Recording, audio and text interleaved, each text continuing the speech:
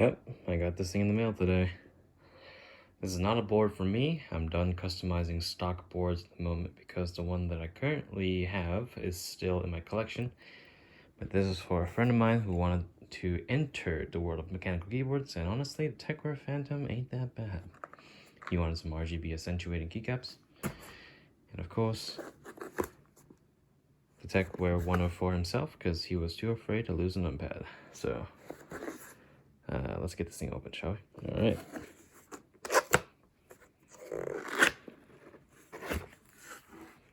Very neatly packaged. What's nice is that they give you some spare Ultimate Reds, although from my experience with this type of keyboard, because I did have a Phantom 87 back in the day, the stock performance of these keyboards were not bad at all. So in the sense that this thing does not have much to mod, then I suppose that I will just do a light lube job and switch out the keycaps. So dust cover, which is always very nice.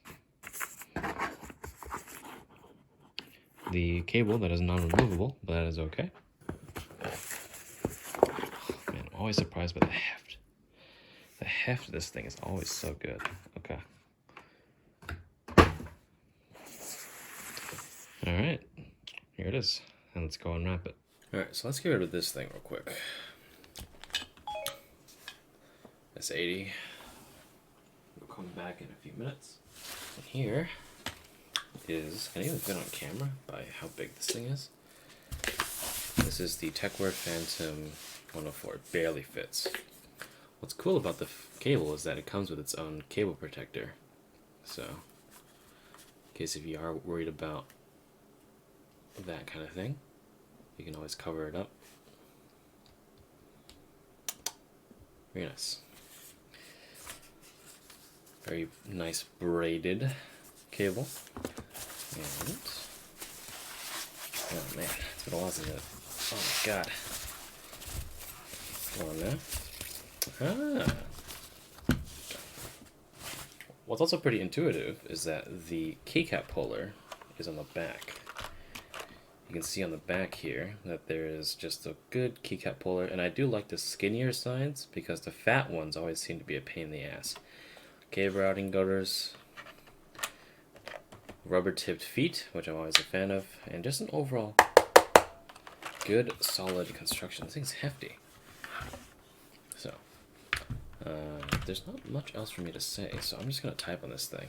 Let's test the stabilizers real quick. Are they as good as I remember them? Okay.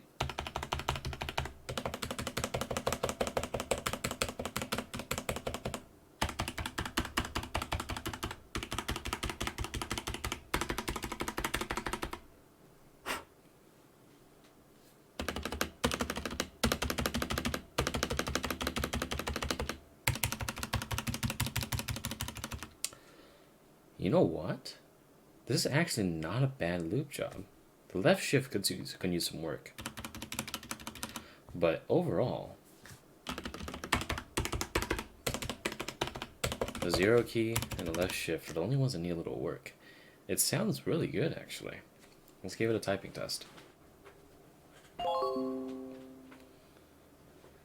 Setting up USB device, it says. Oh, the RGB looks pretty. I do like that. It's pretty tasteful. Okay. Okay, that's a little hollow sounding to me. Let's just test a ping real quick. Okay, it's not the worst. Alright, let's give it a typing test.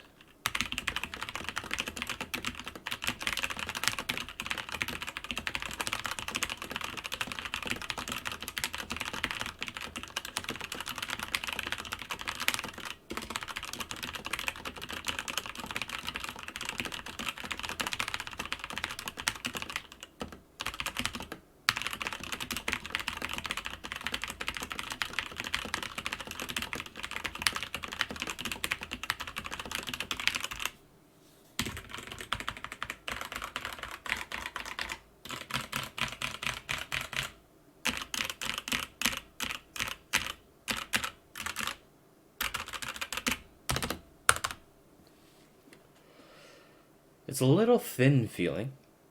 But otherwise, I think for $49, this ain't bad at all. It's a little less dense than I had remembered, but regardless, I think it's a very good stock experience. What is this made out of? It's cold to the touch here. So I'm assuming this is like a metal. Here, hold on, let me test the polarity of this. Will this stick to it? Yes. So this is steel. This is a steel backplate. Alright. Well, in that case, let me put up the feet.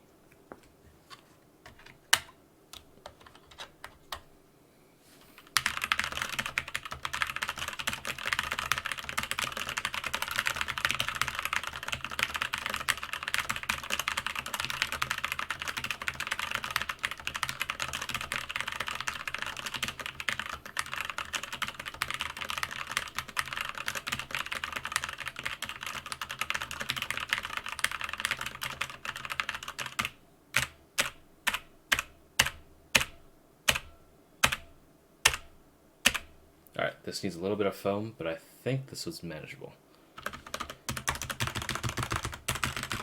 Alright, cool. Out of 10 for a stock experience, and because it's worth less than $50, I'm gonna get this little shitter a 7 out of 10. Alright. Maybe 8.